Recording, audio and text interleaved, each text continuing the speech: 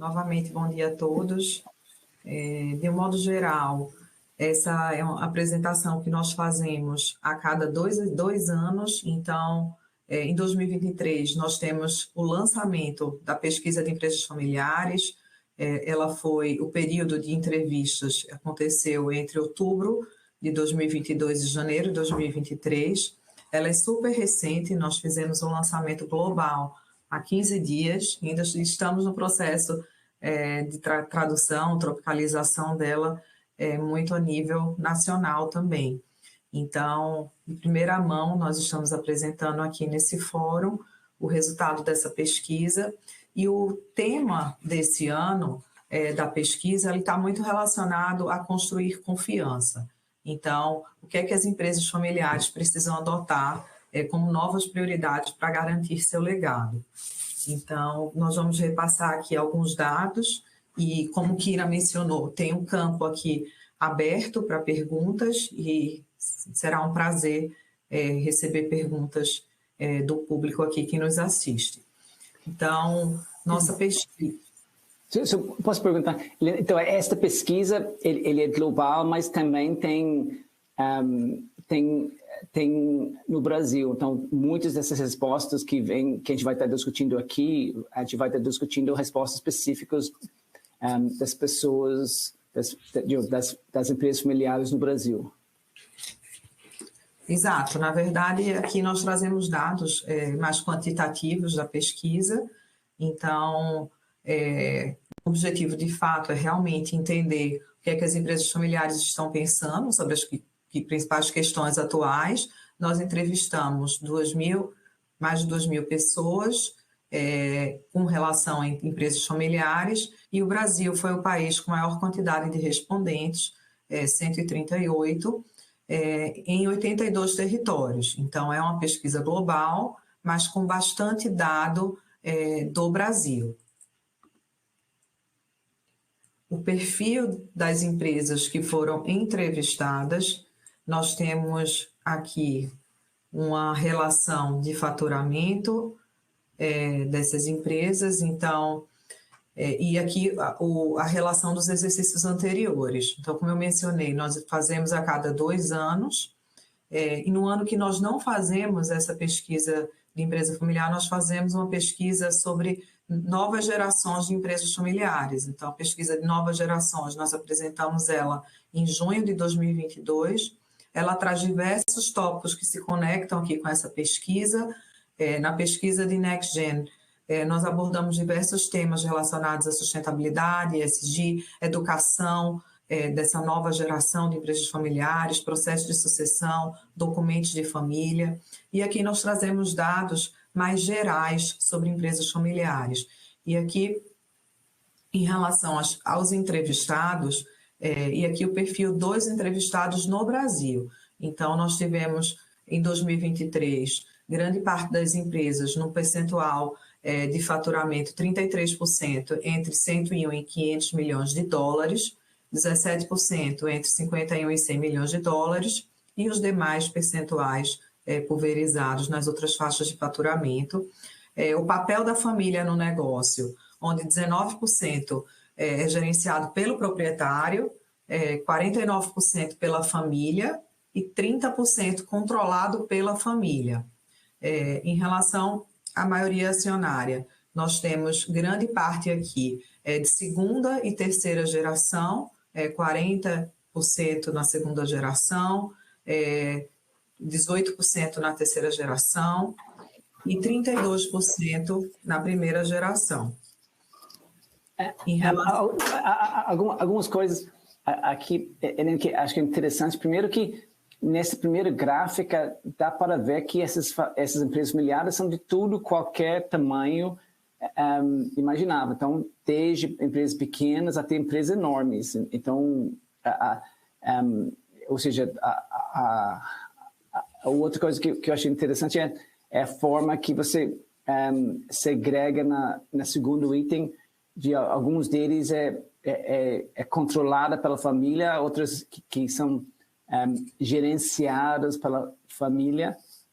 E outro tópico que eu achei super interessante é que muitos Em muitos casos, você tem 4 gerações da família envolvida, que mostra, ou seja, que essas empresas familiares, eles têm conseguido se sustentar com o tempo, porque acho que muitas vezes as empresas familiares, eles se perdiam na segunda, no máximo terceira geração. Agora acho que está tendo, imagino que está tentando criar estrutura para proteger a empresa, para que a empresa consiga se perpetuar para mais gerações. Em relação aos dados globais, Kira, quando nós fazemos a análise da maioria acionária entre os entrevistados, nós percebemos que no Brasil existe uma quantidade maior percentualmente dos nossos entrevistados em relação à terceira geração, que é essa coluna, segunda coluna aqui do campo de maioria acionária. Então, nós temos 23% da terceira geração participando da nossa entrevista e 55% de segunda geração. E um percentual bem menor de primeira geração, 17% contra 32% em relação à pesquisa global. Então, de fato, a gente tem aqui uma geração, eu diria, mais preparada ou empresas mais antigas em termos de estrutura familiar. Em relação ao setor, nós temos ainda um percentual super expressivo da produção industrial, que foram participantes da entrevista, depois o mercado consumidor, consumo e varejo ocupando aí uma posição super importante, energia 13%, serviços financeiros, tecnologia e mídia 4%, e os demais pulverizados. Em relação ainda aos perfis do participante, então, no Brasil, nós temos 38% proprietários, onde 54% desses ainda ocupam um cargo, 30% CEO, 11% presidente, 34% membro de conselho, 26% membro de diretoria executiva. Em relação a gênero, um dado interessante é como nós temos aqui uma participação mais expressiva do gênero feminino participando dessa nossa pesquisa mais recente. Então, quando comparado com 2021, nós crescemos de 28% para 40% a participação das mulheres na pesquisa, e a participação masculina reduziu de 72% para 59%. Muito legal ver isso, ou seja, as mulheres estão sendo reconhecidas e tendo esse papel mais protagonista nas empresas da família. Em relação à faixa etária, nós temos, dentre os entrevistados no Brasil, 18% com 65 mais, 19% na faixa etária entre 55 e 64, 28% entre 45 e 54, 23% entre 35 e 44 e 11% menor que 35 anos. Nós fazemos essa pesquisa muito em conjunto com a Family Business Network. Nós somos parceiros globais e locais da FBN e nós participamos de diversas ações junto à FBN no Brasil e globalmente. E 49% dos respondentes da pesquisa fazem parte, são associados à Family Business Network. E, talvez, se você pode nos falar um pouco sobre isso. Esta Family Business Network é uma organização, primeiro, é uma ONG sem fins lucrativos e aí opera globalmente em vários países. E só organiza eventos ou tem mais coisas? Não, a Family Business Network, ela é uma associação que congrega membros de empresas familiares e eles têm diversos programas de desenvolvimento que eles chamam de trilhas de aprendizagem, que são oferecidas para o associado, associados e não associados, diversas ferramentas de preparação para jovens. Então, eles têm a parte de FBN Next Gen também, dos mais experientes do FBN Experience Club, que eles chamam. Então, eles têm diversos programas, diversas trilhas de aprendizagem e, na verdade, o objetivo do FBN é ter um compartilhamento e uma troca de experiência entre membros de empresas familiares. Então, ele congrega vários associados e fazem diversos eventos ao longo do ano. Ah, legal. Então, ou seja, é uma boa associação para quem seja de família, que quer entender como que as outras famílias lideram com esses desafios que tem nos negócios, de segregar e controlar esses conflitos de negócio e família. Isso, exato. É uma boa associação para membros de empresas familiares, para as empresas familiares de um modo geral. Legal. E temos um comentário aqui de Clovis Pereira, e está dizendo que chama atenção que o setor de agronegócios, que representa 25% do PIB do Brasil, não está representado nessa pesquisa de empresas familiares. Acho que quando nós passamos para a indústria, acho que sendo isso pesquisa global, talvez o ponto, talvez globalmente não é considerado talvez uma grande indústria. Mas sim, é porque ela fica aqui, e isso me chamou a atenção também, porque eu fui uma das respondentes da pesquisa e eu faço parte de uma empresa do agronegócio. E na nossa classificação global, muito do agronegócio está aqui classificado como produção industrial. Mas no Extrato Brasil e nós vamos fazer diversos extratos desse material aqui. E aí eu vou ter o cuidado realmente de fazer a abertura do agro que está aqui inserido dentro de produção industrial. Legal. Okay. O grande tópico, como eu falei, desse ano em relação à pesquisa está muito relacionado à confiança. Então, como construir confiança nos negócios de forma rápida, de forma fundamental, e está muito relacionado também às questões de ESG, diversidade e inclusão. Então, ao longo aqui da apresentação, vocês vão perceber que em diversos momentos nós estamos falando sobre esses aspectos que foram considerados como bastante relevante dentro desse contexto, do que é importante para prosperar as empresas familiares. Então, com a recuperação pós-pandemia, o percentual de empresas, de fato, a gente teve bastante crescimento. Globalmente, as empresas familiares de maior porte, elas registraram maior crescimento. E um dado importante aqui é o crescimento de 2 dígitos. Então, 78% das empresas no Brasil, no último ano financeiro, cresceram 2 dígitos. 52%, na verdade, cresceram 2 dígitos e 26% cresceram 1 dígito. Mas 78% das empresas cresceram, comparativamente a 63% no exercício de 2021, que foi quando nós executamos a última pesquisa. O número do Brasil é mais expressivo que o número global, principalmente no que se refere a crescimento de 2 dígitos, enquanto no Brasil nós observamos um crescimento de 52%, no global esse número foi 43%. Então, em relação à queda de vendas, um percentual super pequeno de 5%, comparativamente a 13% em 2021 no Brasil. De um modo geral, a proporção que cresceu no último ano fiscal em relação ao faturamento, então nós percebemos que, de fato, grande parte das linhas de faturamento tiveram esse crescimento de uma forma contínua.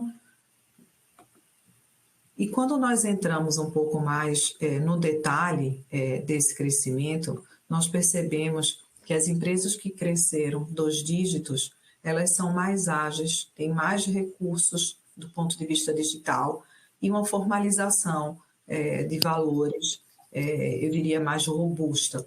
Então, aqui as principais medidas em relação a crescimentos, e aí os dados, a coluna que tem os números em verde são crescimentos de 2 dígitos, e a coluna em vermelho são crescimentos de 1 dígito ou permanência em termos de faturamento, de crescimento.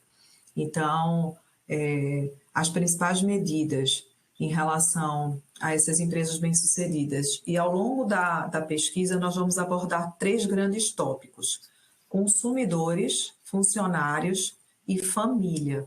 Então, a pesquisa, como eu mencionei, ela traz muita ênfase em confiança, como construir essa confiança plena. E abordando sempre esses 3 pilares: consumidores, funcionários e família. E nós vamos discorrer bastante sobre esses 3 pilares ao longo aqui da apresentação. Então, onde os consumidores e os funcionários concordam com essas afirmações, de ter acesso a informações e dados confiáveis e oportunos que alimentam o processo de decisão. 68% dessas empresas cresceram 2 dígitos. Os funcionários de fato afirmam e consumidores que conhecem os dados e informações que são confiáveis, ter a capacidade de mudar de curso em curto prazo por causa da liquidez da empresa, 62%, fortes recursos digitais, 47%, e esse é um dado que globalmente nós percebemos, e local também, tanto na pesquisa que nós fizemos em 2022 de nova geração, do Next Gen, como também essa que é muito mais robusta do Family Business Survey, que é esse que estamos aqui apresentando. Recursos digitais ainda é algo que aparece como pouca prioridade nas empresas familiares e que de fato precisam ampliar esses investimentos. Existem funções e responsabilidades claras para aqueles envolvidos na gestão da empresa, 80%. Existe uma resistência dentro da empresa para adotar a mudança.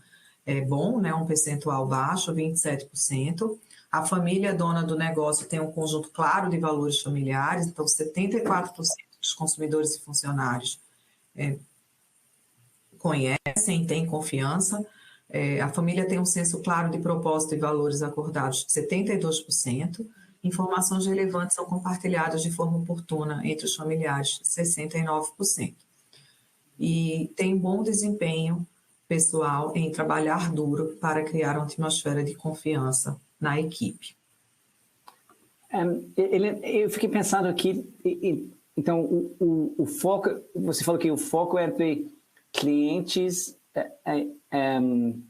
funcionários e família, e aí a relação de confiança entre esses 3. E o interessante não é somente a família confiar nos funcionários, e vice-versa também, ou seja, os clientes têm que confiar na família, têm que confiar na empresa, e já que a família está por trás da empresa, tem que confiar na capacidade da família para gerenciar de forma adequada a empresa. E o interessante, ou seja, então tem uma série de indicadores para você conseguir manter uma família, na verdade, sustentar uma operação familiar e fazer o negócio crescer mais rápido. Ou seja, através dessa pesquisa, a gente identifica aqui uma série de indicadores de temas que ajudam a empresa a crescer mais rápido. Exato, Kira. Em um nível básico, e a fórmula que para construir essa confiança, ela está se expandindo. E as empresas precisaram cada vez mais levar em consideração novos grupos de interessados que têm expectativas diferentes sobre o que gera confiança e que consomem, de fato, informações de maneiras totalmente diferentes. Então, quando se trata dessas novas informações e dessas novas medidas para ganhar confiança, as empresas familiares elas precisaram fazer um trabalho muito melhor de mostrar e contar a sua história. Então, muitas delas, às vezes, ainda têm algumas, eu diria, restrições em relação a essa visibilidade, a essa transparência, mas aumentar a visibilidade de seus esforços e comunicá-los de uma forma consistente às partes interessadas foi um dos principais tópicos que nós percebemos ao longo dessa pesquisa recente agora que nós estamos em 2023. Então, a confiança tem sido e continua sendo uma vantagem competitiva vital e é o que diferencia, de fato, as empresas familiares de outras empresas. Existe uma ferramenta que nós utilizamos, que é o Edelman Trust Barometer, que confirma que as empresas familiares são mais confiáveis do que as outras empresas de um modo geral, que as outras empresas não familiares. E esse percentual de confiança, que é muito maior, o último termômetro é que de 12 pontos percentuais maior do que o das empresas em geral. Esses níveis mais altos de confiança, eles resultam, de um modo geral, em melhor desempenho, conforme também nós identificamos aqui na nossa pesquisa, uma correlação muito clara entre confiança e lucratividade. Então, como encontrar maneiras de proteger e nutrir esse prêmio de confiança, que é tão importante das empresas familiares, para que elas possam atingir as metas super ambiciosas de longo prazo. Então, as empresas familiares, de fato, elas têm essa característica, né, de ser longevas, de pensar no longo prazo. Então, grande parte delas, realmente, de acordo com nossa pesquisa, 77% esperam crescer nos próximos 2 anos. E esperam crescer, o percentual ainda está em torno de 14%, 15%, ainda esperam crescer de forma rápida e agressiva. Então, como converter tudo isso em confiança? E aí a confiança, como você também reforçou aqui, nos 3 pilares, consumidores, funcionários e família. Lembrando que essa é uma importante característica muito característica, muito forte da empresa familiar.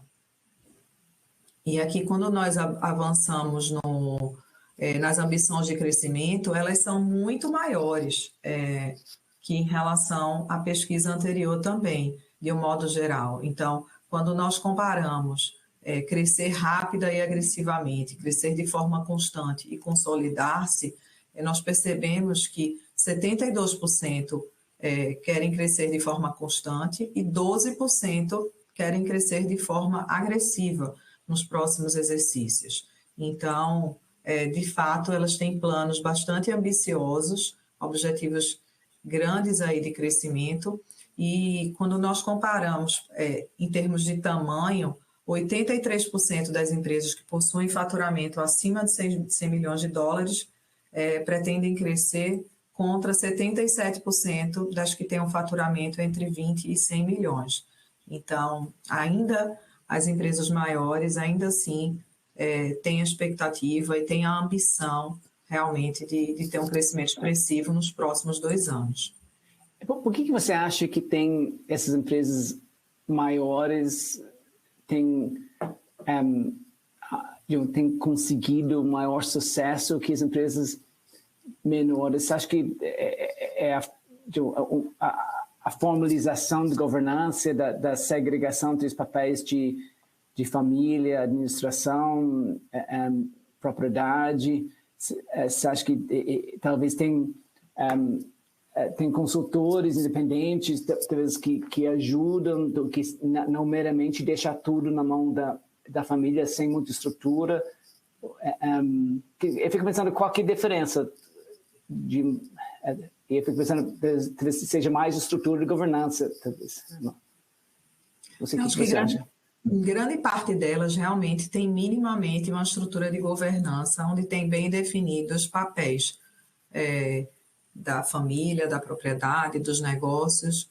Então, governança é um componente super relevante e, às vezes, liquidez. Lembro que a gente passou numa outra apresentação, talvez por serem maiores, elas tenham acesso a mais linhas de crédito e, consequentemente, poder de investimentos maiores, expandir negócios.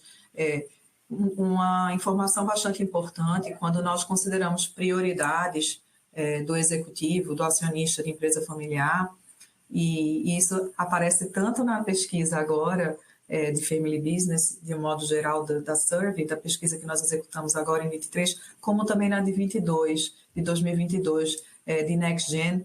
Ambos afirmam que a principal prioridade é a expansão para os novos mercados. Então, essa é a principal prioridade, de um modo geral, da empresa familiar.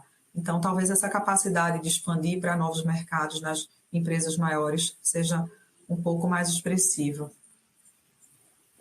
Nós temos uma série de perguntas aqui que Vamos ver, tem de Paulo Aracaque perguntando se onde está classificado as empresas de petróleo, óleo e gás. Imagino que sejam industriais ou na... Então, Industrial Products, é lá nas industriais. Legal. Aí qualquer nível educacional dos gestores de empresas familiares tem aqui de Valdir Dona. E acho que isso talvez depende da empresa, mas eu achei interessante pelo fato que tem tanto de segunda geração, e imagino que a educação no Brasil tem uma grande parte nisso, que o pessoal investe em cursos, em educar a família para conseguir sustentar ao longo das várias gerações. Na pesquisa que nós apresentamos de Next Gen, de novas gerações, de empresas familiares, ele traz muito conteúdo sobre educação.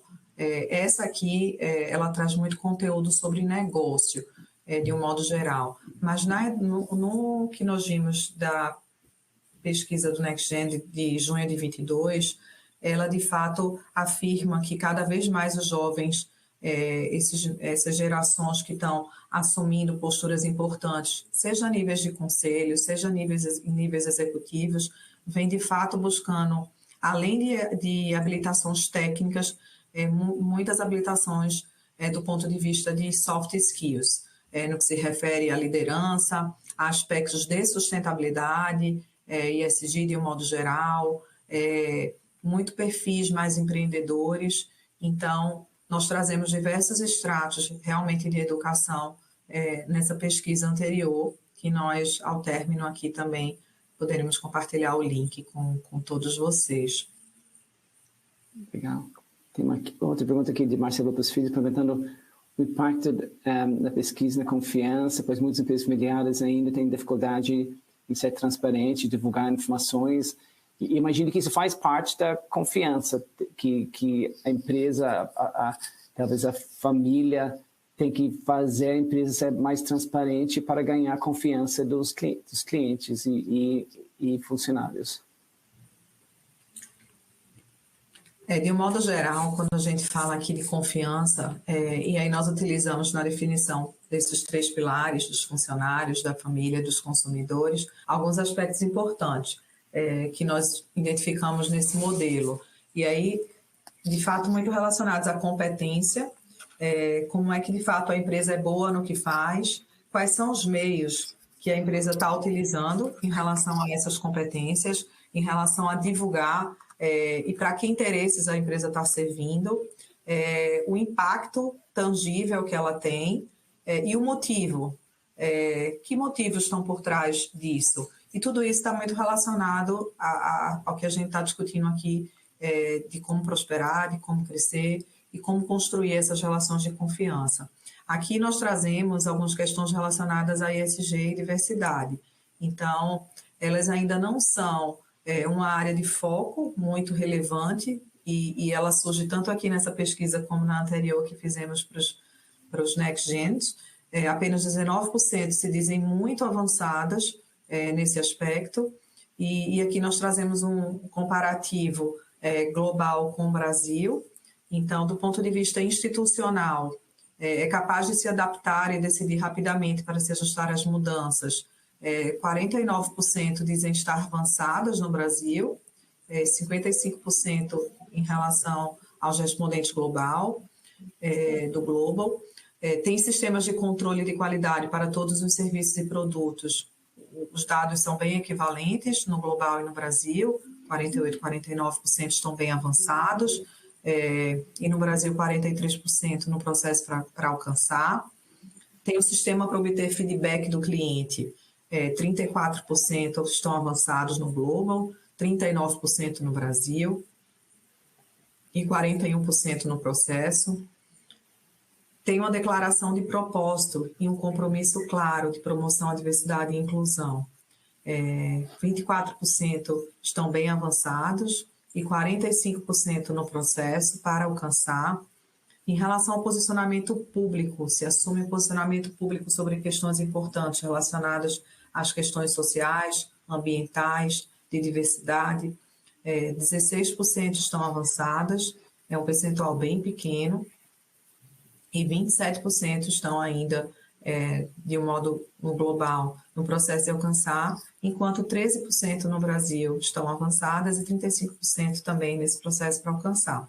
Então, tem uma estratégia clara de ESG acordada e comunicada. Esse percentual também é pequeno.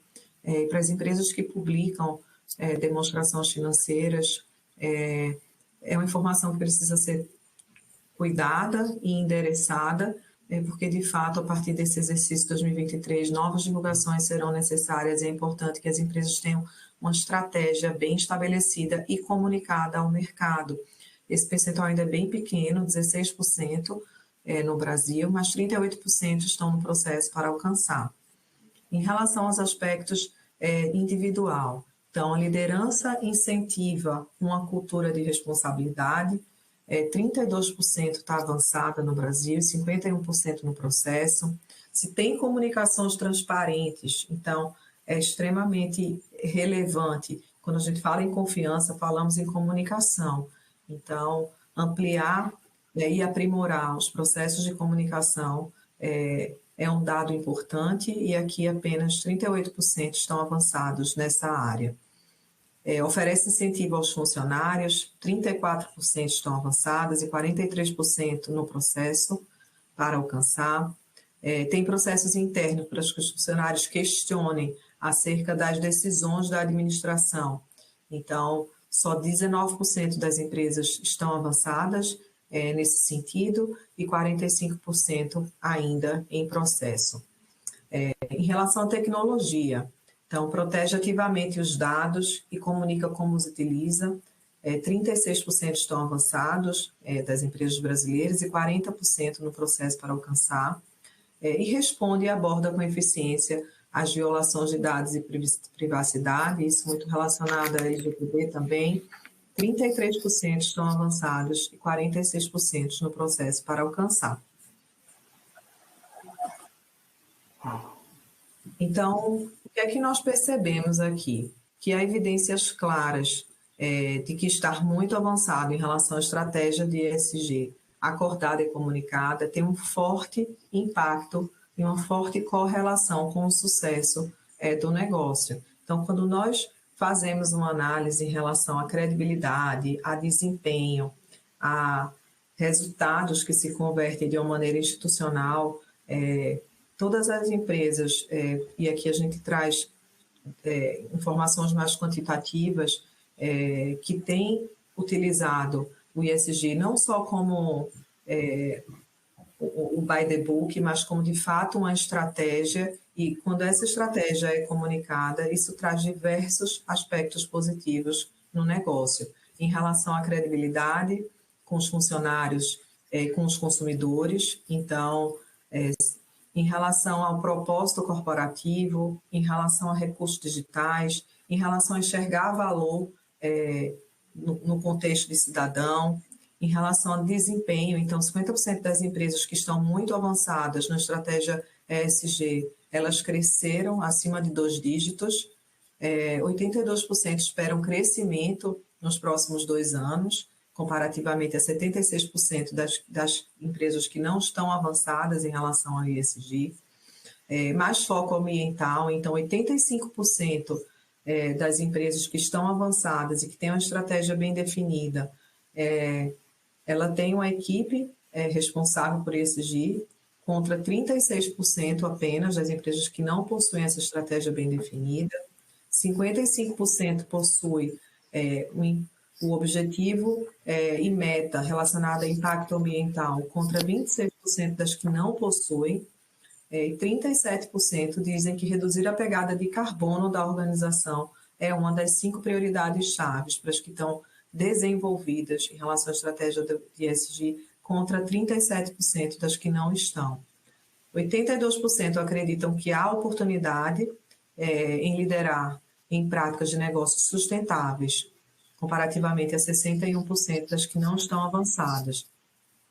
Em relação à tecnologia, ter um sistema para obter feedback dos clientes se torna extremamente relevante, ser capaz de se adaptar também para tomar decisões rapidamente, é um percentual extremamente expressivo, 74% estão, de fato, adaptáveis, são adaptadas para tomar essas decisões rápidas e se ajustar às condições variáveis de mercado, de negócio, contra 51% das que não possuem, e ter processos internos para que os funcionários questionem as decisões da administração.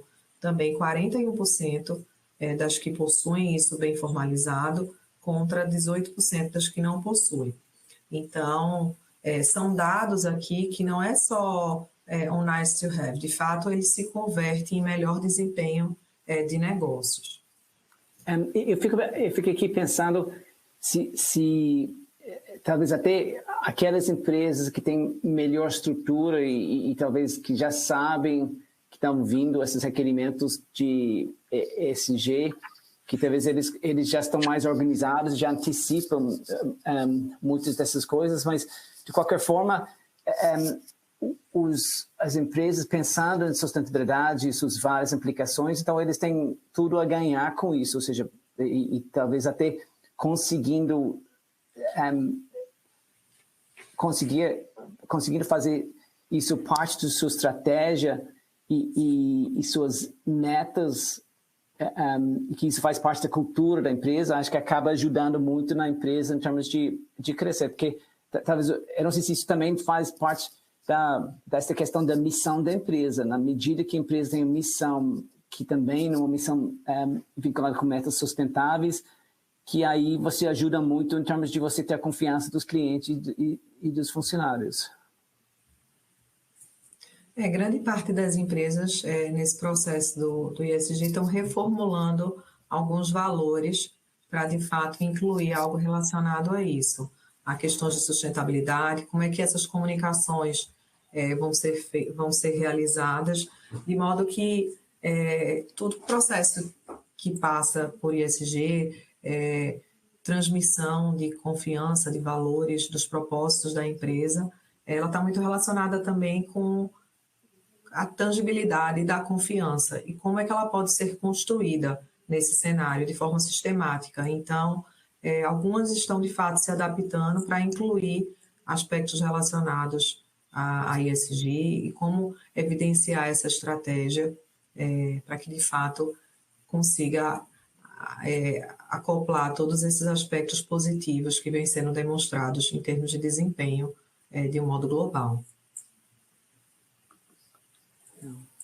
Em relação a o que a gente já mencionou muito sobre ESG, e aí a gente traz aqui alguns aspectos relacionados a melhor desempenho. Então, nós percebemos aqui que o crescimento de 2 dígitos é mais provável, de fato, entre as empresas que estão avançadas em oferecer incentivos aos funcionários em todos os níveis. E aí, lembrando que a gente está sempre focando funcionário, consumidor e família. Então, assumir um posicionamento sobre questões importantes é extremamente relevante. E aqui, quando nós já abordamos questões de ESG, então nós temos quando você tem uma estratégia clara, acordada de ESG e comunicada, 50% dessas empresas, e aqui são dados do Brasil, e nós estamos comparando com a média global também. Então, o Brasil está um pouco mais à frente em relação a esses aspectos, de como que à frente que eu me refiro em termos percentuais, do que a gente percebe como questões importantes nos nossos respondentes.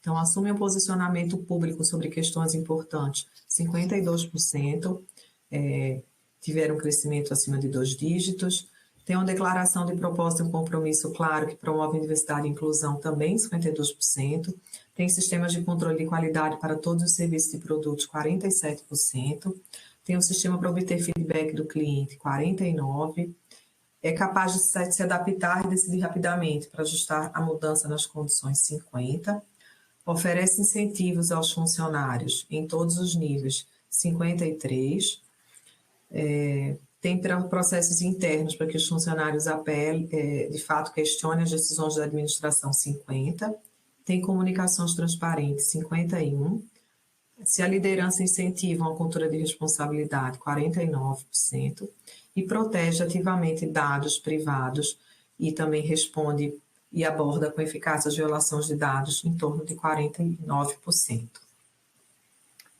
Temos várias outras perguntas aqui. Vamos lá. Estela Vieira, nossa amiga, mandou um abraço para você aqui. Nós temos o Paulo Aracaki perguntando se poderia comentar sobre as questões de governança cooperativa seriam inseridas nessa pesquisa. Se a gente tem um destaque em algum momento do governança cooperativa.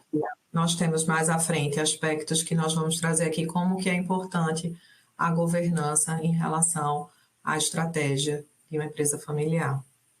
Legal. Aí tem outra pergunta aqui do Paulo Furtado, perguntando sobre se tem dados de inadimplência e desemprego para as empresas familiares comparado com os demais. Não, nós não temos essa informação na pesquisa. Legal. Acho que é porque focar na confiança não é uma área de foco.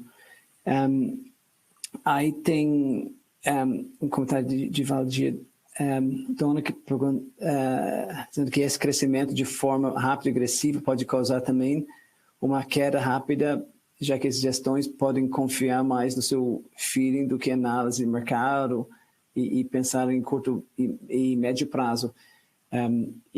Aí acho que depende da empresa, depende se a empresa realmente tem um bom planejamento para conseguir realizar, acho que na medida que eles vão fazendo o seu planejamento para o crescimento mais agressivo, eles têm que ter mais cuidado com o seu planejamento e com a sua estrutura, porque acho que tem vários indicadores aqui, mas o ponto é, tem vários indicadores aqui para ajudar as empresas a crescer e aquelas empresas mais preparadas têm realmente uma expectativa de crescer mais rápido, só que quem não está preparado com esses indicadores e tenta crescer rápido vão correr um grande risco. Tem uma pergunta aqui de Marcelo Lopes Filho, em termos de qual é o papel do Conselho de Família na perenidade da empresa. Ok, o Conselho de Família, e acho que, de modo geral, nós costumamos ver só empresas que, de modo geral, são maiores em termos de estrutura de governança. O papel, de fato, eu entendo que é muito mais promover uma comunicação entre os membros das gerações que estão numa posição executiva ou não executiva, ou apenas no papel de acionista, de forma que essa comunicação entre a gestão, conselhos de administração, outros órgãos de governança instituídos, fluam, que todos tenham a comunicação transparente de como que o negócio vem acontecendo, de um modo geral, quais são os planos, quais são as estratégias em termos de negócio, da gestão executiva, de desenvolvimento também em termos de educação de membro familiar. Então, a gente costuma ver muito conselho de família apenas em grandes estruturas, mas eu entendo que, por menor que seja a empresa, é importante já pensar em ter um conselho de família, por menor que seja ele, em ter todas as estruturas de governança bem instituídas. A gente não vai abordar aqui mais à frente conselho de família, mas a gente vai abordar, sim, aspectos relacionados à governança e como, de fato, construir essa relação de confiança em torno da família também. Aqui tem mais perguntas? Isso, tem muito mais.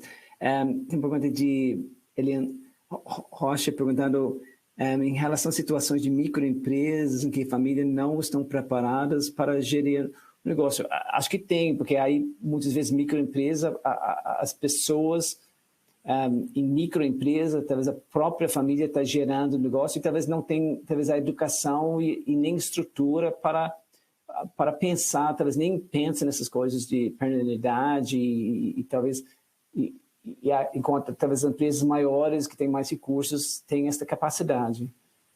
Imagina. Tem aqui um outro de Isabela Furtado perguntando sobre se tem empresas milhares listadas em bolsas. Sim, na pesquisa inicial a gente mostrou uma lista de exemplos aqui no Brasil.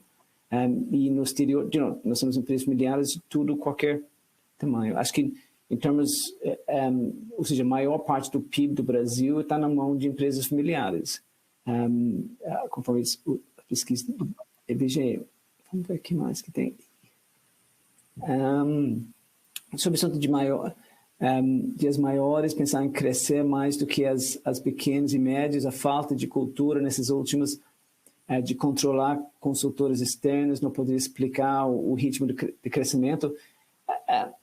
Talvez de Ricardo Júlio Rodil, talvez o ponto é em termos de estrutura, talvez em termos de planejamento e preparação, e a gente viu que tem uma série de consistências naquelas empresas que estão conseguindo crescer mais rápido. E aí provavelmente tudo isso requer planejamento para preparar a empresa. Aí tem outra aqui de Marcelo Lopes Filho. Como as empresas familiares estão tratando o tema inovação. Eu não sei se você quer comentar sobre isso. Nós trouxemos bastante esse tópico de inovação quando nós fizemos a pesquisa de NextGen. E é muito interessante, porque a pesquisa do NextGen ela foi publicada tem 8 meses, 9 meses. Então, nós trazemos a correlação dos aspectos que foram lá identificados pelos novos membros de empresas familiares, por essas novas gerações que estão assumindo cada vez mais o interesse pela empresa familiar, numa função de conselho ou executiva mesmo. E inovação ainda apresentou um percentual super pequeno de prioridade da empresa familiar. Então, nós tínhamos em média 30% de respondentes de executivos de empresas familiares dizendo que inovação era algo tratado como prioridade no contexto da gestão de um modo geral. Então, ainda tem uma lacuna e um gap muito grande em relação à inovação. É um dado que nós tínhamos lá na pesquisa anterior, que também é bem recente.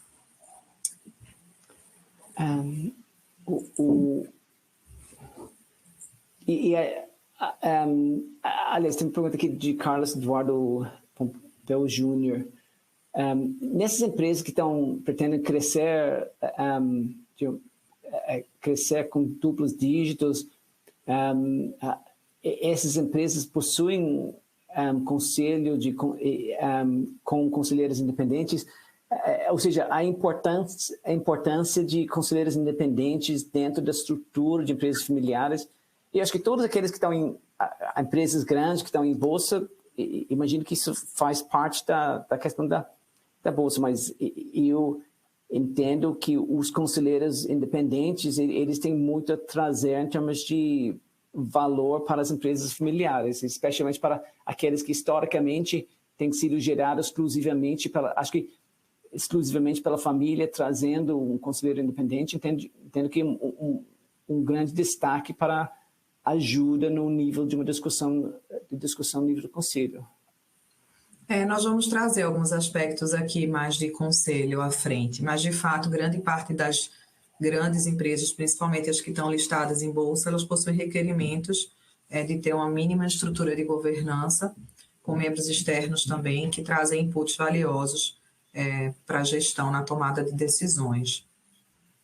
Legal. E pergunta aqui de Ricardo Júnior Rodil, perguntando haveria alguma ação a ser feita no sentido de educar as pequenas e médias empresárias, no sentido de, ou seja, de ajudar eles em termos de se tornar mais profissionais. E talvez essa aqui talvez faz parte do objetivo da pesquisa, justamente ajudar aqueles empresários para entender o que faz sucesso nesse sentido. E acho que você comentou também sobre o FCN também, que é uma... FBN. Isso, desculpa, SBN. FBN. Desculpa, o FBN. E existe também, eu acho que do EBGC também, tem um grande foco em empresas familiares. Então, acho que existe várias formas de educação e ajuda para as empresas familiares para quem quiser buscar isso. Tem aqui. Tem mais alguma pergunta? Tem várias. Marcelo Lopes Filho, presta serviço para algumas empresas familiares e a família tem enorme dificuldade em entender o conceito de stakeholder e muitas vezes considera você considera o centro de negócio, dificuldade do crescimento, inovação, ESG, etc. Já viram isso? Talvez esse aqui seja um dos grandes desafios para você, talvez, proteger a empresa da família, talvez até segregar o negócio da família, talvez, e evitar que as discussões familiares acabem atrapalhando a empresa. E talvez, por isso, talvez segregar esses conceitos de propriedade, de família, administração é muito importante, e esses contratos de família, conselho de família é muito importante para conseguir estruturar a interação da família.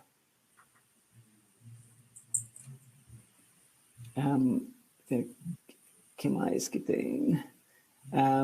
Aí de Mauro Berenhauser, talvez a participação dos funcionários nas decisões de administração é o que faltava as empresas se tornarem cada vez maiores, com mais participação no mercado, onde atuam. Com certeza que os meus funcionários só têm a acrescentar, pois eles vivenciam o dia a dia da empresa.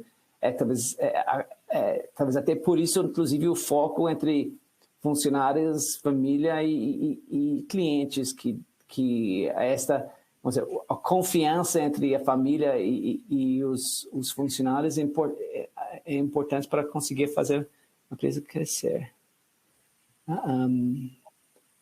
Aí tem Marcelo Lopes Filho colocando que atendia uma empresa familiar com faturamento assim, de 3 bi, a família deixou bem claro que o ESG se for obrigatoriamente de alguns clientes, e seria de forma ou seja, que não teria muita substância nisso. Talvez o ponto é mas os novos relatórios que estão vindo agora, que vão sair nesse trimestre, eles são bem objetivos em termos de conteúdo de informações e vai ser requerido para fornecedor. Provavelmente vai ter demandas dos clientes e dos fornecedores, dado o volume de informações requeridas nesses novos relatórios. Vamos lá.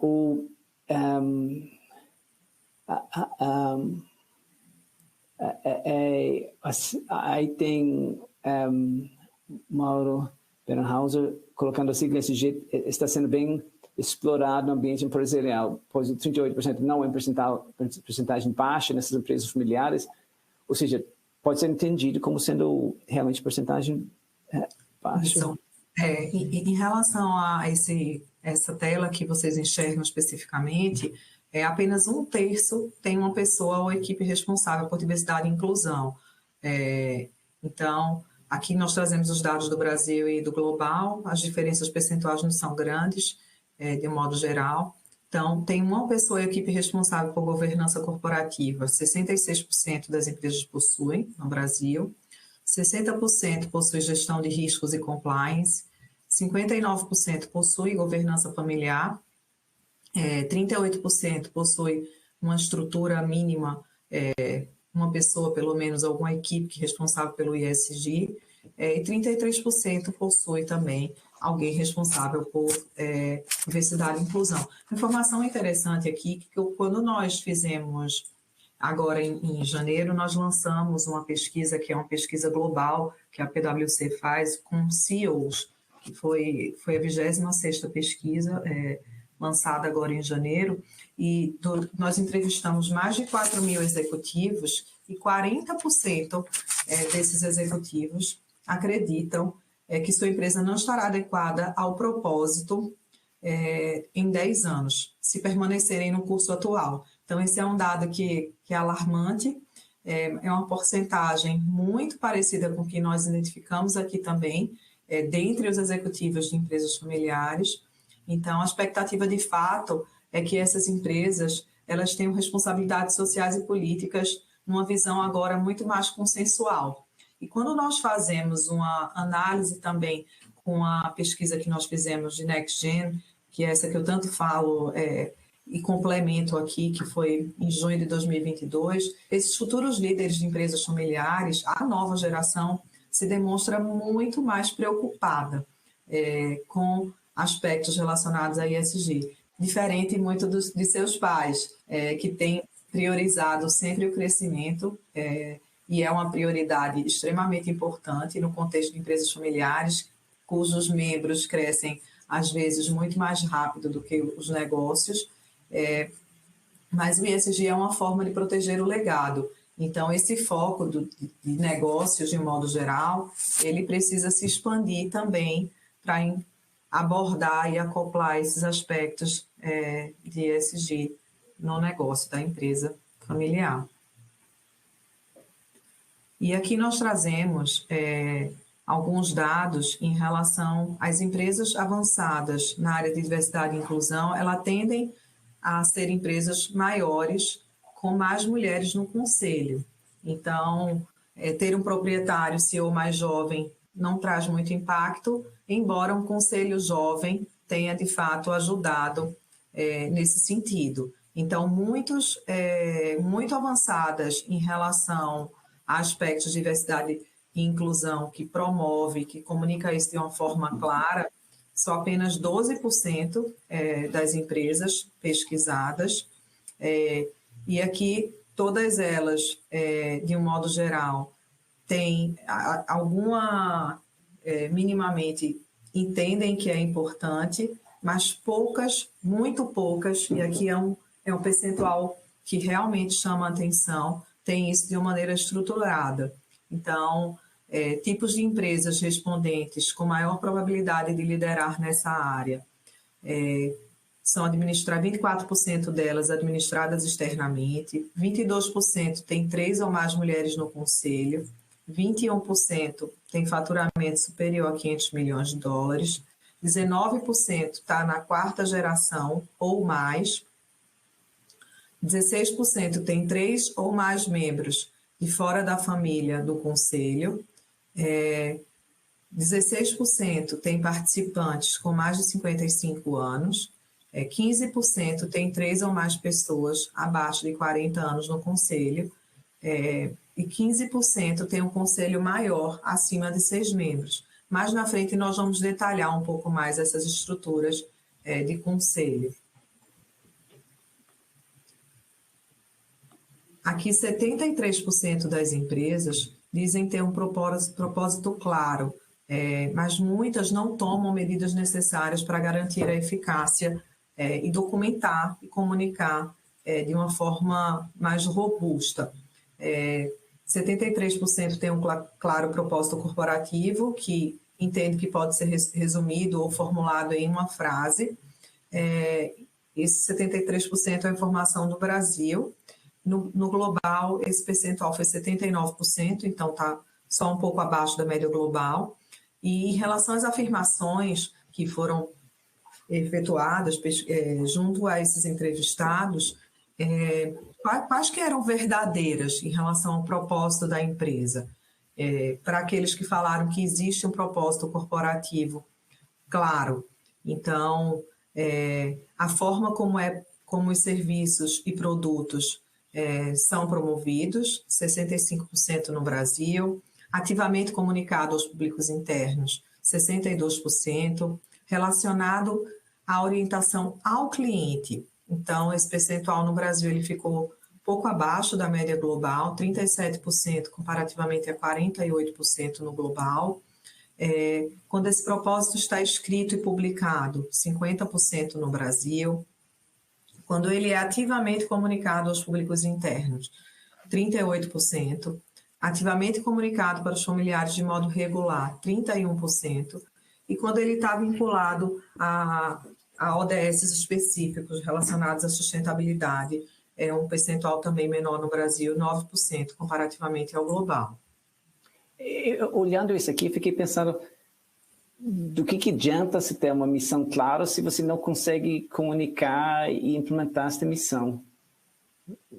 Pois é, mas muitas das empresas familiares, Kira, eu acho que eles têm talvez algumas restrições ou não querem expor muito o negócio da empresa familiar. Então, eles têm, e eu conheço muitas que possuem, estruturas extremamente robustas de ESG, tem inventário, de fato, eles fazem diversas ações que percorrem as 3 letrinhas, mas eles pouco comunicam. Então, e isso é informação extremamente importante para o stakeholder. Como comunicar essa estratégia, de fato, traz muito valor. E aí é encontrar mecanismos de torná-la mais evidente, realmente. Muitas empresas familiares, de fato, admitem que tem pouco foco, energia, investimento e recursos dedicados a ESG, inovação, pesquisa e desenvolvimento, de um modo geral. Então, aqui o questionamento foi na escala de 1 a 5, onde 5 é muito e 1 é pouco. Qual é a quantidade de foco, energia, investimento e recursos que são dedicados, de fato, à inovação? Então, essa foi uma das perguntas também que um dos participantes fez mais cedo, e eu fiz uma correlação com a pesquisa que nós fizemos do NextGen, mas aqui também nós trazemos ela. Então, cumprir continuamente nossas promessas. Nós temos que 51% entende que é importante, que a energia é relevante, 37% que a energia é média. Atuar de forma contínua e consistente com alto padrão de qualidade, 47% no Brasil, entende que é muito importante, e o foco é dado. Compreender as necessidades do cliente, 37% entendem que é relevante. Adaptar-se às condições variáveis do mercado, 36%. Equilibrar as necessidades dos diferentes stakeholders, 27%. Revisar regulamento, produtos e serviços para os futuros desenvolvimentos, 25%. Atrair e reter talentos, 21%. Investir constantemente em inovação, pesquisa e desenvolvimento, 16%. E o ESG, 12%, entende que é muito importante, e 4% entende que é importante, mas ali está no meio termo. Então, esse percentual de ESG, quando nós somamos, dá 32%. Então, é algo de fato que precisa ser ampliado, tanto em termos de responsabilidade, como de estratégia e comunicação. Em relação aqui à sobrevivência, então, em relacionado a lançamentos de produtos, aspectos digitais, então, há um foco, de fato, extremamente crescente na sobrevivência do negócio, e nós percebemos isso claramente em todas as pesquisas que fazemos de empresa familiar, de diversificar negócio, de crescer negócio em novos mercados.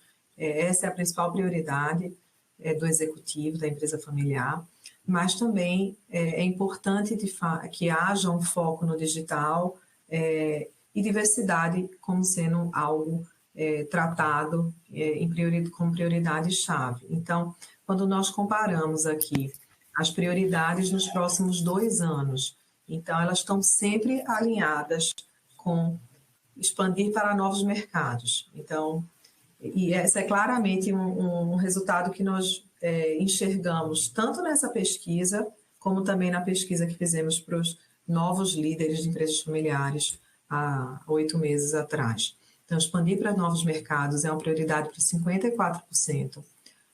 Aumentar a fidelidade do cliente para 49% no Brasil.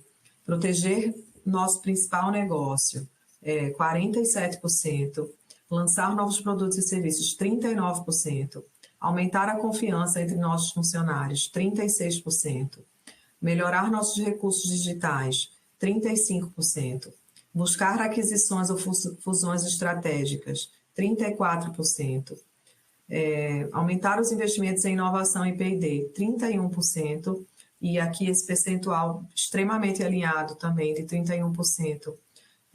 Com o que nós vemos nas novas gerações, que também está em torno de 30%, Repensar o negócio, mudar, adaptar o modelo de negócios é importante para 28%. Melhorar o desempenho em diversidade, 22%. Aumentar a responsabilidade social da organização, 19%. Reduzir dependências ao longo da cadeia de valor, 17%. Apoiar a comunidade local, 15%. E aumentar a colaboração com outras empresas ou organizações, 12%. Reduzir a pegada de carbono, 5%. Quando nós comparamos, esse chama bastante atenção, porque quando nós comparamos com o dado do global, de 20%, o Brasil ainda tem um longo caminho a percorrer em relação à descarbonização. Então, é algo que chama atenção aqui, que isso não está no radar dos executivos e membros de empresa familiar. Mas isso é interessante, ou seja, tem esse foco, para ter um foco em sobrevivência, acaba, acho que, distorcendo todo o resto, porque na hora que você foca em sobrevivência, você deixa de lado todas as outras coisas, então. Isso. Em relação, aqui nós trazemos como que o crescimento e o lucro são vistos como essenciais, embora grande parte dos entrevistados aqui concorde que o lucro não deve ocorrer às custas de clientes ou funcionários. Então, 20% estão dispostos a lucrar, embora entendam que não deve ser o principal meio, 20%, e esse percentual 23% no mundo, estão dispostos a lucrar às custas de clientes e funcionários. Então, crescimento é importante porque permite investir no futuro da empresa, 89% no Brasil. Queremos ter lucratividade, mas nunca às custas de nossos clientes ou funcionários, então isso é 80%, não é 100%. Lucratividade é a melhor maneira de garantir que atinjamos o nosso propósito geral como empresa, 68%. Lucratividade é o nosso principal objetivo, sem isso o negócio não consegue crescer, 72%. As prioridades chaves são clientes e acionistas seguidos dos funcionários. Então, esse é o resultado da pesquisa. Muitos poucos, de fato, têm priorizado as comunidades locais, o meio ambiente ou seus fornecedores. Então, aqui são as classificações das prioridades para os negócios, e os dados que nós trazemos aqui são os dados do global, comparativamente aos dados dos respondentes no Brasil. As variações não são tão expressivas entre eles, mas entregar valor aos clientes é extremamente importante. Quando a gente considera que os 2 primeiros percentuais são de respondentes que entendem que isso é extremamente relevante, então a gente tem 38% e 24%, aqui como sendo extremamente importante. Geração de valor a longo prazo para acionistas e investidores, também extremamente importante. Aqui o percentual.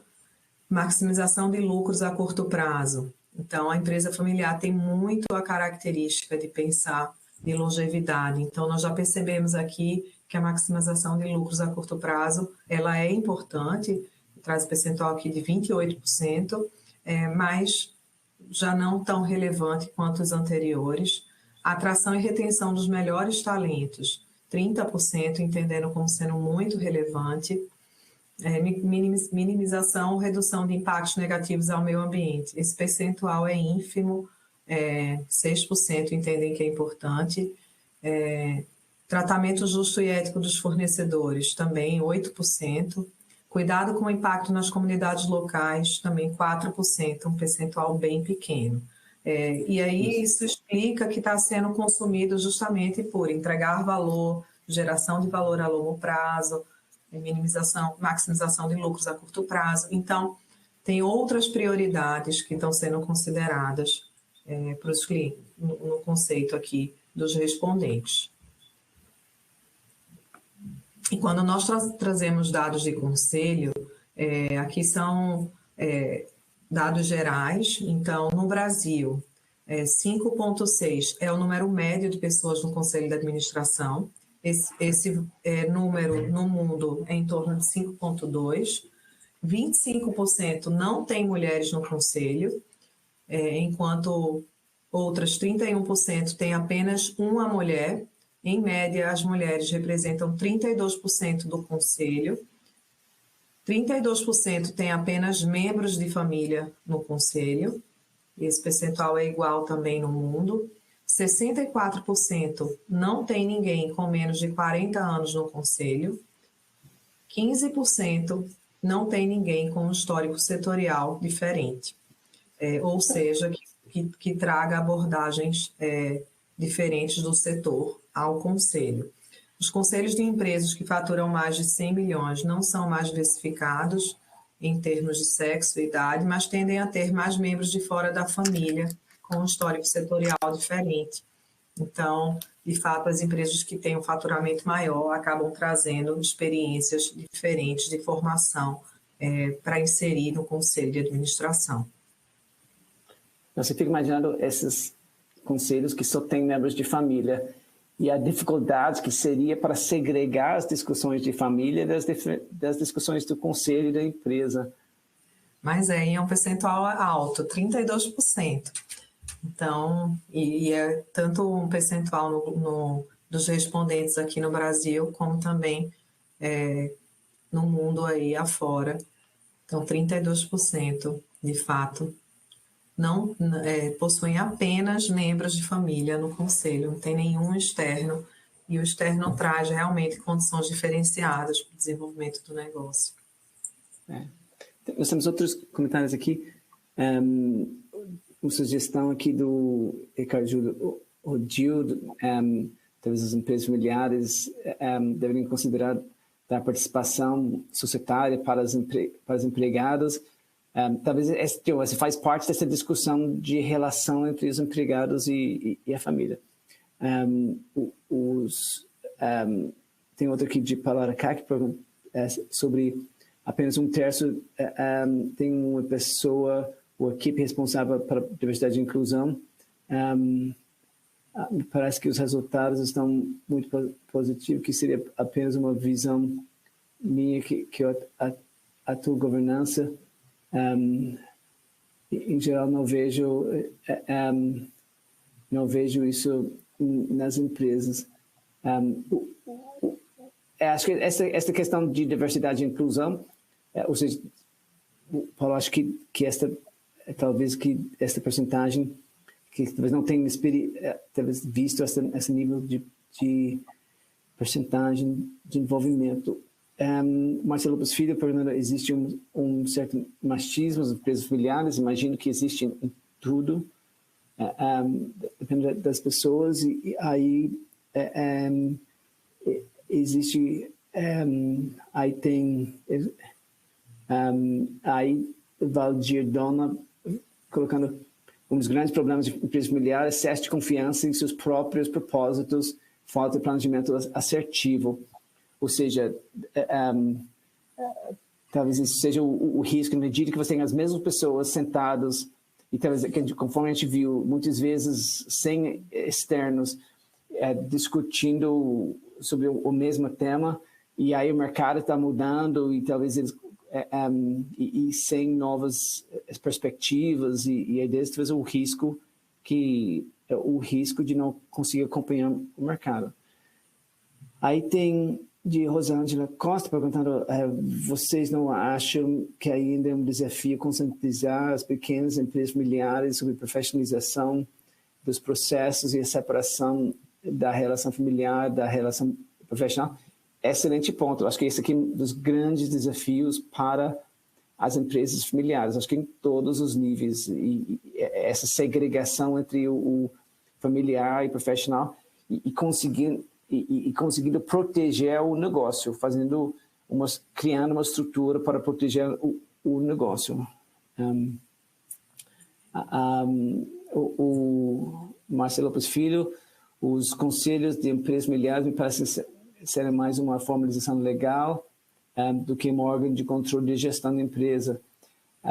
Aí isso acho que depende da empresa, mas talvez tem muito. Eu fico imaginando naqueles casos que conselho é tudo família, vai ser difícil segregar e aí implementar uma estrutura de conselho adequada. a Valdir Dona, com esse percentual de 32% de membros de família no conselho, foi observado algum ponto negativo? Talvez a forma que a pesquisa foi feita, talvez não foi focado nessas empresas que têm 32, que só têm membros de família no conselho. Então, talvez a gente não tenha essa resposta. Helena Araújo Rocha, nesse cenário da família no conselho administrativo, entendo que poderia haver risco de continuidade operacional na empresa, considerando que haveria tomar decisões tendenciosas, não considerando o ambiente externo. Então, acho que o risco em qualquer estrutura, que você tem alguém, especialmente naquelas casas que a família controla a empresa, controla as decisões, que você vê decisões tendenciosas. Acho que chegamos, por enquanto, no final das comentários, Helena. Vamos lá. Apenas quando a gente considera um conselho diversificado, e aí o conceito do conselho diversificado que nós consideramos aqui é mais de 2 mulheres e mais uma pessoa com menos de 40 anos e mais um membro não familiar e mais um com histórico setorial diferente, apenas 9% dos conselhos possui essa estrutura. Apenas 12% possui participantes com menos de 35 anos, 12% controlada pela família, 11% apenas tem a próxima geração trabalhando na empresa e 11% possuem um CEO como mulher. Então, só são dados assim para trazer aqui em relação a esse conceito de diversificação. Quando o assunto é confiança, o cliente ainda é visto como rei. Então, quando a gente considera aqui os pilares de consumidor, que é o cliente, o funcionário e familiares, que é o que nós estamos trazendo aqui em relação aos 3 pilares de confiança. Grande parte dos respondentes aqui ainda entende que o cliente é a prioridade. 83% no Brasil entende que o cliente é prioridade e é de fato importante, cada vez mais importante, considerar o cliente como sendo a alavanca para o crescimento dos negócios, funcionários como tendo 70% de importância, fornecedores 58%, familiares 51%, e esse percentual destoa bastante especificamente em relação ao global, que é 63% de importância da confiança por parte dos familiares. Então, o Brasil fica um pouco atrás aqui. Em relação a bancos e parceiros financeiros também, 43% no Brasil contra 52% globalmente. Investidores, 36%. Formuladores de políticas ou reguladores, 18%. Comunidade, 12%. E analistas de mídia, 10%. Globalmente, ter a confiança dos funcionários é essencial para 71% das empresas que estão na 3ª geração e 75% que estão na 4ª geração ou mais. E ter a confiança dos familiares é essencial para 66% das empresas da 3ª geração e 75% das empresas que estão na 4ª geração ou mais. E aí a justificativa para isso, de fato, esse aumento na confiança dos familiares, quanto mais gerações, de fato, precisa haver uma maior comunicação e transparência. Consequentemente, isso leva à confiança, à construção da confiança, para que, de fato, essas gerações trabalhem em conjunto em prol da empresa familiar. Isso, ou seja, essa aqui parece ser o centro da pesquisa, que a confiança é super importante entre os clientes, os funcionários e a família para conseguir criar sustentar ao longo das várias gerações a empresa. Isso. O tópico da pesquisa foi, de fato, como construir confiança. Como construir confiança nos funcionários, nos clientes e na família. Quando nós falamos em construir confiança nos funcionários, 2/3 aqui dizem que é essencial. E olhando mais de perto, essa convicção ela não é acompanhada muito de ação. Porque quando nós abordamos em alguns slides anteriores, em torno de 30% disseram que tinham foco em atrair e reter talentos. Então, a gente considera que para de fato a confiança do funcionário, conquiste essa confiança do funcionário, a empresa depende de alguns fatores, de ter propostas e valores claros. Esse é um dado super importante, e isso traz na pesquisa que 80% das empresas familiares têm propostas e valores claros. Muitas também não, muitas às vezes não bem comunicado, mas ela tem propostas e valores claros. Compromissos com ESG também é uma informação relevante, no sentido de construir confiança nos funcionários. E responsabilidade. Então, criar uma estrutura de responsabilidade que permite que os funcionários falem sobre suas preocupações, é uma boa maneira de ajudar a construir a confiança. A gente vê que esse percentual ainda é pequeno, mas, de fato, isso vem sendo ampliado, e se você não conseguir atrair e reter talentos, não tem negócio no futuro, não é capaz de gerar negócio. Então, colocar esforço e recursos em funcionários deve ser uma preocupação relevante das empresas familiares, de toda a organização de um modo geral, mas aproveitando o ensejo da empresa familiar de perpetuar o negócio, de longevidade, de cuidar das pessoas, esse é um dado importante. Em relação à maioria dos países também, e aqui a gente traz dados de vários países onde ocorreram as pesquisas, ter a confiança nos clientes é considerado um aspecto essencial, e apenas 51% das empresas brasileiras consideram que ter a confiança dos membros da família é essencial. Então, quando a gente compara aqui os 3 pilares, clientes, funcionários e familiares, nós temos esse percentual de 83% no Brasil de ter essencial confiança em clientes, 70% nos funcionários e 51% nos familiares. E aí, quando nós falamos aqui de clientes, está muito relacionado também com tudo que as empresas vêm buscando em termos de prioridades de crescimento. Então, como capitalizar essa confiança requer ações importantes relacionadas a ESG, relacionadas à medição de desempenho, relacionadas à satisfação do cliente. Então, todas esses canais de feedback que existem em cliente, todas essas ações, elas precisam estar muito bem estruturadas para que as empresas consigam ampliar e diversificar e continuar crescendo os seus negócios. Menos da metade acredita que ter a confiança plena dos funcionários, o resultado ele não é muito melhor em relação aos clientes, apesar do foco declarado, então, mas a confiança entre os membros da família é considerada alta. Então, nós trazemos aqui os níveis de confiança por grupos de interesse. Então, no Brasil, 65% em relação a fornecedores, 62% em relação a familiares, 60% relacionados a bancos e parceiros financeiros, 55% relacionados a funcionários, 48% relacionados a clientes, 43% investidores, 33% comunidades, formuladores de políticas ou reguladores, 32%, e analistas de mídias setoriais, 15%. Empresas em que os clientes e funcionários confiam plenamente tendem a ter valores familiares e um propósito claro para o negócio. Então, qual é a análise que nós fizemos aqui? Quando a empresa, de fato, define suas métricas em relação a valores da empresa familiar, concordam com o seguinte. Então, aqui nós trazemos confiança plena de clientes, sem confiança plena de clientes, e a análise também relacionada à confiança de funcionários e sem confiança plena de funcionários. Então, quando a família é dona de um negócio, ela tem um conjunto claro de valores familiares, 76%, quando se tem a confiança dos clientes, entende-se como sendo uma métrica importante, e 80% de funcionários.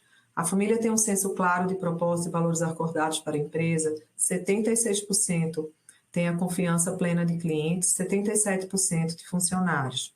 As informações relevantes são compartilhadas de forma transparente e oportuna entre os familiares, 71% em relação a clientes, e 74% em relação a funcionários. Os membros da família se comunicam regularmente sobre o negócio, 71% têm a confiança de clientes, 71% também de funcionários. Todos os membros da família envolvidos ou afetados pelos negócios têm visões e prioridades semelhantes sobre a direção da empresa, 67% em clientes e funcionários. Os valores da família dona do negócio definem expectativas claras para os familiares, 62% têm a confiança dos clientes e 67% dos funcionários. Então, a família tem uma visão documentada, a declaração de propósito, valores de missão familiar, um código de conduta definido, esse percentual em torno de 50%, confiança de clientes e também de funcionários. Objetivos essenciais de longo prazo: proteger os negócios como o bem mais importante da família, tem a confiança de 58% dos clientes e dos funcionários. Criar legado, e isso é extremamente importante na empresa familiar, que busca, de fato, perpetuar esse legado. Tem a confiança em torno de 40% de clientes e funcionários. E garantir que os negócios permaneçam na família, 44% também de confiança entre clientes e funcionários. E contribuir com soluções para a sociedade e meio ambiente, aí é onde nós percebemos os percentuais um pouco menos expressivos, de confiança plena de clientes e funcionários em torno de 30%. E possuem um líder que se esforça muito para criar confiança entre os membros da equipe. Então, como é que essas métricas são analisadas também em relação à confiança plena de clientes e funcionários? Enxerga valor em pagar nossa parcela de impostos como bons cidadãos, 62% confiança plena de clientes, 65% de funcionários, bom desempenho pessoal, para trabalhar duro, fazer o que digo que farei, em torno de 60%, tanto de clientes como funcionários, construir relacionamentos positivos com outros membros da equipe e trabalhar duro para criar uma atmosfera de confiança entre os familiares, em torno também de 50% a 52% entre confiança de clientes e funcionários, construir relacionamentos positivos com os familiares não envolvidos no negócio, em torno de 40% também de confiança entre clientes e funcionários, encorajar os familiares a dividir as preocupações sobre a direção que os negócios estão seguindo, 38% de confiança plena de clientes e funcionários, investir tempo para entender as prioridades e necessidades dos familiares, 32% de confiança de clientes, 35% de funcionários. Então, cerca de um quarto admite que a confiança é baixa entre determinados membros da família, que a gente faz uma análise entre os familiares que não estão no conselho e os familiares que estão no conselho.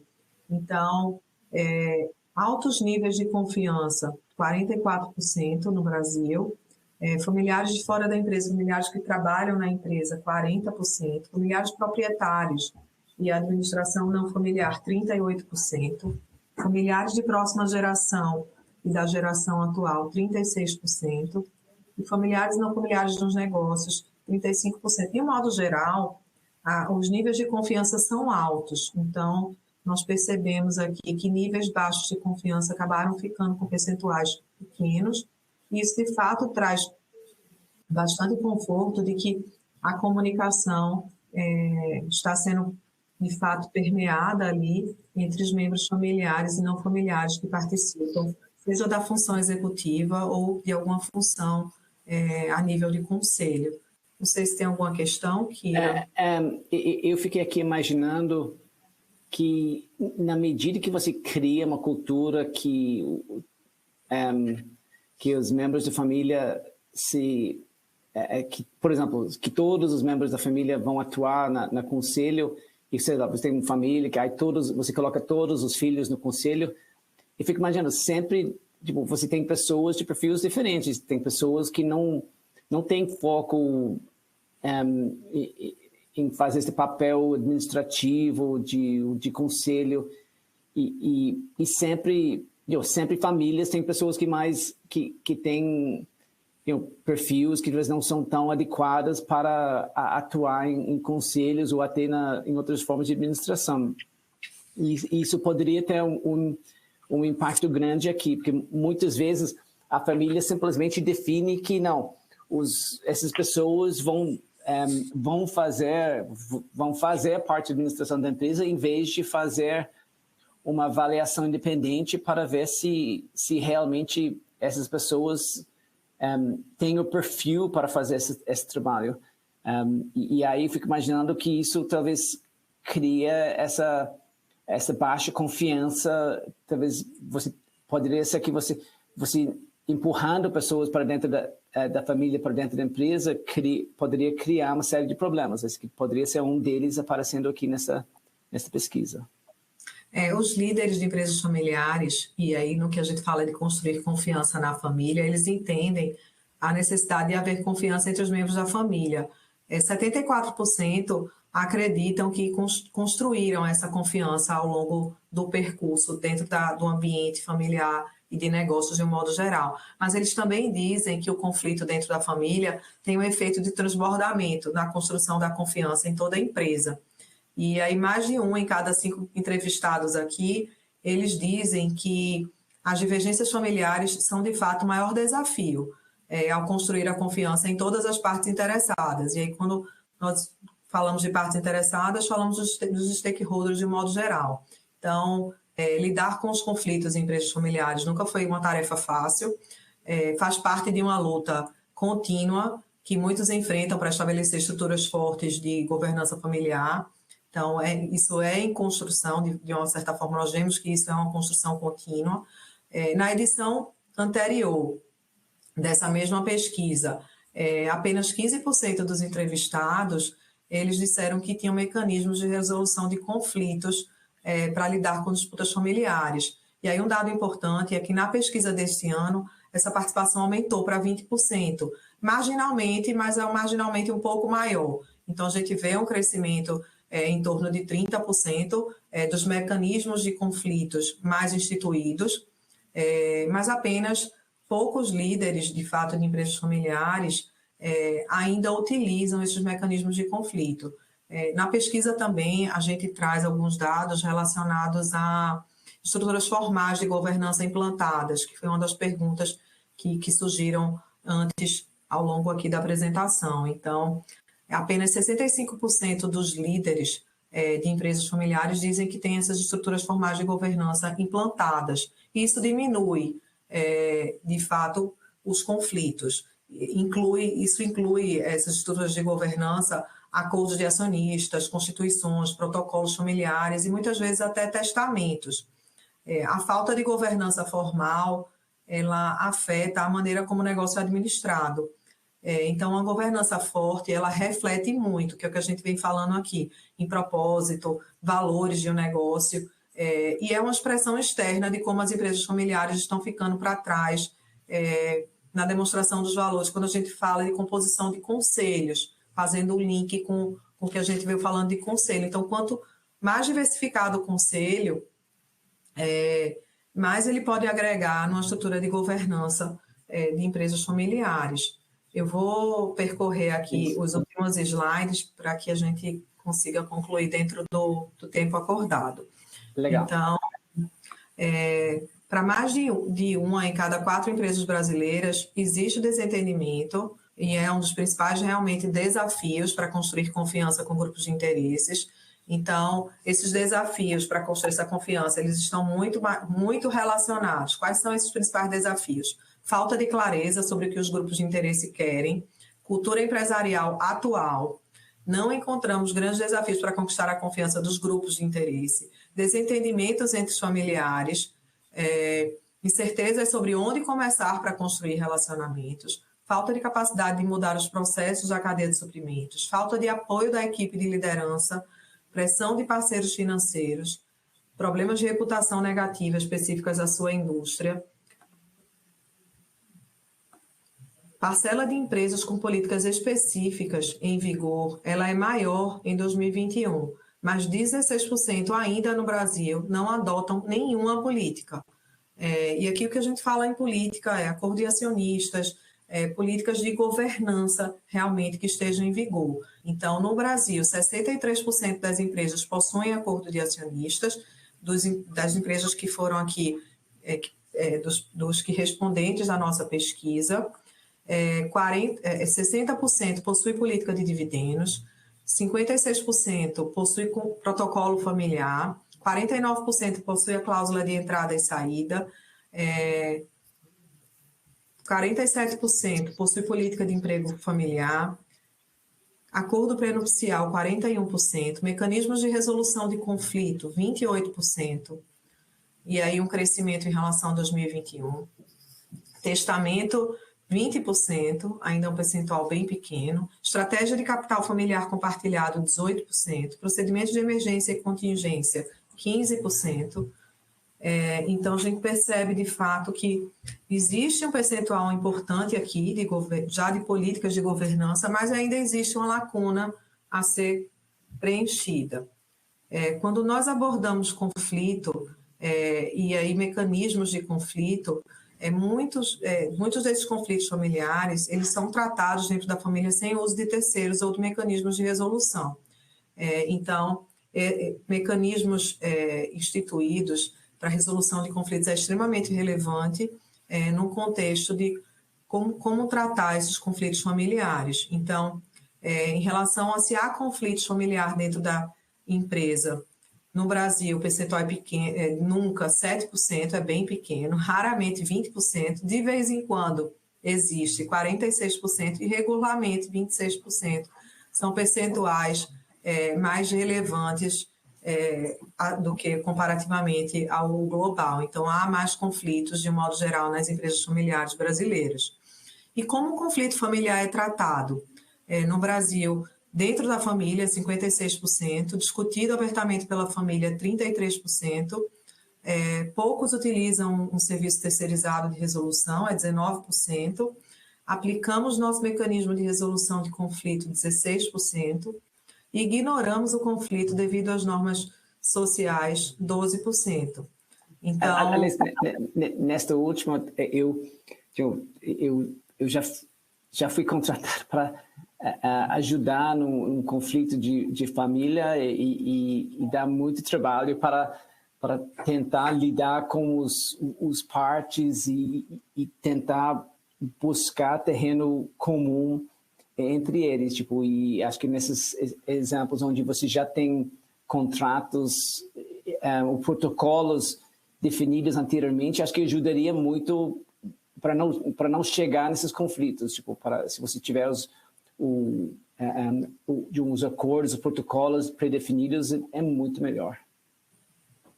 Porque quando você tem formalização desses instrumentos de governança, a comunicação também acaba permeando ali as diversas gerações e de fato, conselhos instituídos, órgãos de governança robusto, eles reduzem a quantidade, né, o conflito familiar dentro da empresa. Então, quanto mais formalização, realmente menor as divergências tendem a ser. Aqui, em relação a níveis de confiança e transparência, então, a concordância com essas afirmações. A família dona do negócio tem um conjunto claro de valores, 73%. A família tem um senso claro de propósito e valores acordados para a empresa, 66%. Os valores da família dona do negócio definem as expectativas claras para os familiares, 56%. A família tem uma visão documentada e uma declaração de propósito, 55%. A família tem um código de conduta definido, 53% no Brasil. A família tem os valores e a missão familiar para a empresa expressos por escrito, 51%. A comunicação entre os membros da família é boa, como nós já mencionamos aqui em outros slides anteriores. Mas apenas 51% dos brasileiros dizem que há alinhamento familiar sobre a direção da empresa. Então, em relação a essas afirmações, os níveis de concordância em relação às informações relevantes são compartilhadas de forma transparente e oportuna entre os familiares. A concordância é de 65%.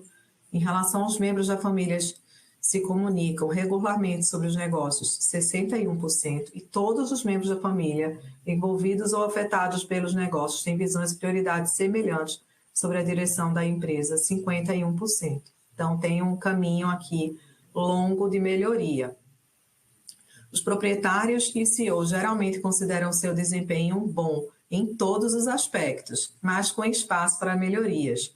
Então, quando nós fazemos aqui avaliação de desempenho entre os proprietários e CEOs respondentes da pesquisa, fazer o que digo que farei, entendem que tem um bom desempenho, trabalhar duro para criar uma atmosfera de confiança na minha equipe, 57% também acreditam que tem um bom desempenho, construir relacionamentos positivos com outros membros da minha equipe, 54%, trabalhar duro para criar uma atmosfera de confiança entre os familiares, 49%, construir relacionamentos positivos com os familiares não envolvidos no negócio, 42%, encorajar os familiares a dividir com vocês as preocupações que têm sobre a direção dos negócios, 34%, investir tempo para entender as prioridades e necessidades familiares, 30%. Então, existe realmente uma lacuna que precisa ser preenchida em relação às relações dos executivos com os familiares.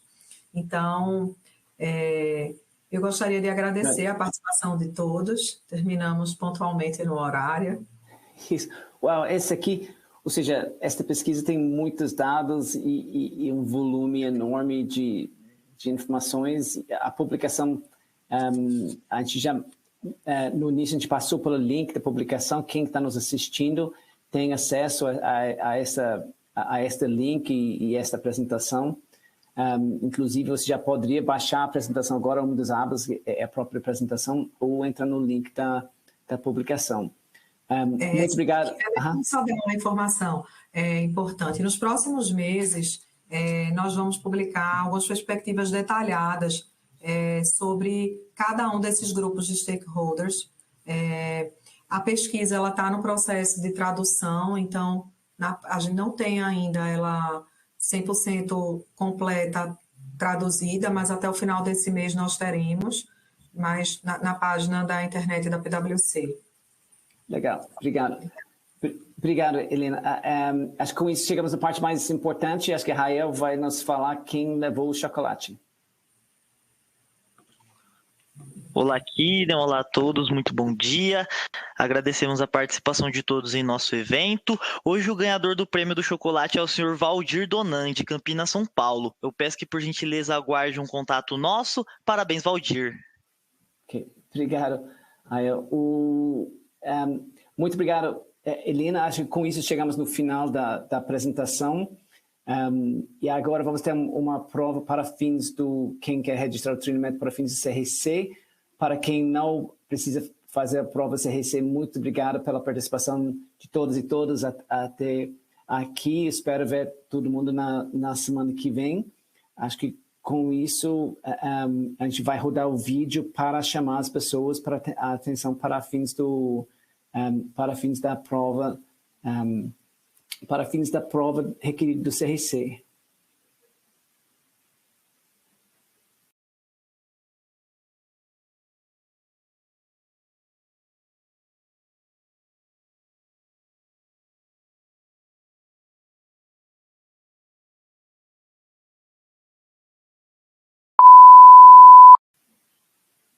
Então, aqui estamos para fins de quem quer pontuar treinamento para fins do CRC, nós temos a prova requerida, aí vai ter 4 perguntas, você precisa acertar 3 das 4 perguntas, se você não acertar na primeira vez, não se preocupa, que as 4 perguntas vão ser repetidas. Deveria estar aparecendo na sua tela, questão número 1, uma empresa familiar poderia ser de qual tamanho, e aí, com isso,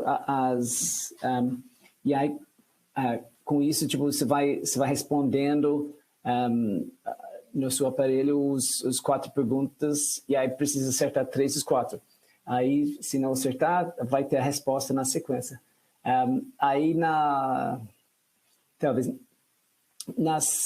Agora, só repassando, nossa apresentação hoje foi sobre as empresas familiares. O que nós discutimos era que as empresas familiares são de tudo, qualquer tamanho. Nós temos várias gerações de famílias envolvidas nessas empresas familiares. Nós temos a gente repassou uma pesquisa agora recente, onde a gente discutiu, talvez onde o foco da pesquisa era confiança, e aí o foco de confiança era entre os clientes, a família e os funcionários, e a relação de confiança entre essas partes que cria valor para a empresa. E aí também repassamos para os tópicos clássicos de empresas familiares, ou seja, segregação entre propriedade, administração e família, e a importância de ter protocolos de família e ter formalização de estrutura de governança para resolver conflitos, e segregar as decisões da empresa para proteger a empresa e assegurar a perenidade da empresa, independentemente dos potenciais conflitos e mudanças na família. Aí pesquisa, apresentamos muitas informações na pesquisa de várias formas de análise a gente discutiu por geração, discutimos por tamanho da empresa, discutimos por indústria. Então, tem um volume enorme de informações sobre empresas familiares que foram apresentadas nessa pesquisa. E também também repassamos várias publicações vinculadas com empresas familiares e discutimos discutimos outras estruturas. Discutimos o Family Business Network, o FBN, que opera em vários países para ajudar as empresas familiares. Discutimos o Instituto Brasileiro de Governança Cooperativa, o IBGC, tem um foco grande em empresas familiares, no conceito de ter conselheiros independentes para ajudar as empresas familiares. E discutimos também, a PwC tem Helena lidera nossa parte de empresas familiares e os desafios que se encontra, e estamos à disposição também para as perguntas que vêm nesse sentido. Para as pessoas que... aí só talvez para passar aqui, para as pessoas que querem contato direto, aqui tem o e-mail de Helena, onde você pode entrar diretamente em contato com ela para tirar suas dúvidas, se a gente não conseguiu tirar durante o evento de hoje. Temos também, na semana que vem, vamos discutir as principais tendências de inovações no agronegócio. E aí vamos trazer especialistas, Patrícia, especialista na parte de governança, o Tiago, na parte de investimentos, o José Tomás, de AgTech, na parte de inovação, e as empresas de startup no agronegócio. Então, acho que vai ser uma discussão muito bacana para a gente discutir uma série, tanto do ponto de vista de governança, de investidor, de inovação, startups, o que está acontecendo nesse mundo de inovação no agronegócio. E tem uma série de temas bastante interessantes para serem discutidos na semana que vem. Aí vai ser na semana que vem, no nosso horário normal de 9 horas, na segunda-feira. Agradeço todos a participação e todas as perguntas que a gente recebeu, e eu vi que tem ainda algumas perguntas aqui de Ricardo Júlio Rodil, temos de Marcelo Lopes Filho, nós temos de Rodrigo Aquino, Valdir Dona, de Tiago Silvino,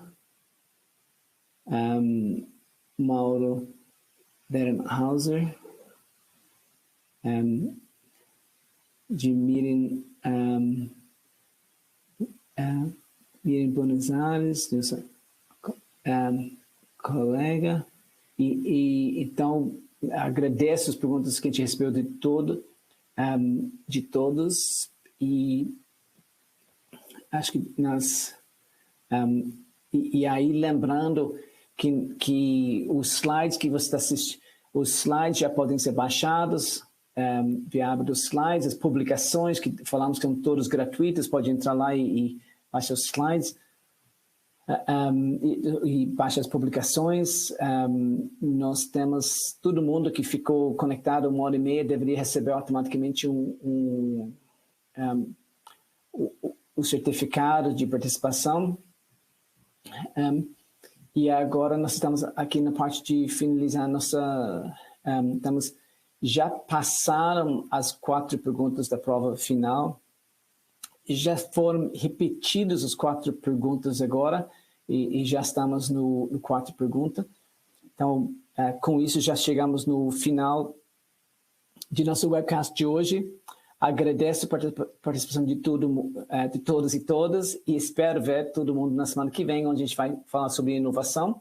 E, de novo, muitos temas que a gente vai discutir são aplicáveis para várias outras indústrias, mas a gente vai focar na indústria de agronegócio e tem bastante coisa interessante para vindo na segunda-feira. Então, muito obrigado para todos e todas e até semana que vem às 9 horas.